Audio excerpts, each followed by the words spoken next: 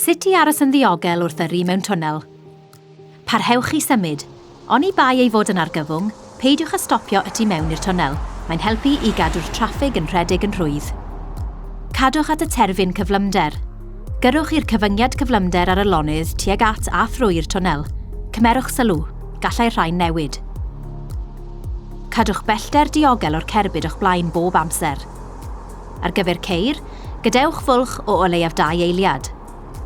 Mae angen bwlch o 4 eiliad ar gyfer cerbydau mwy. Dilynwch gyfarwyddiadau. Os gowch droi neu wrth droi eich cerbyd oni bai bod yr heddlu neu swyddog traffig yn eich cyfarwyddo i wneud hynny. Mae hyn yn atal dryswch ac yn cadw pawb yn ddiogel. Cadwch yn effro. Byddwch yn wyliadwrus a gwyliwch am unrhyw arwyddion fel signalau croes goch ar y ffordd i'r twnnel neu wrth yrru drwy'r twnnel. Dilynwch unrhyw gyfarwyddiadau argyfwng. Traffig Cymru, helpu i wneud teithiau'n fwy diogel.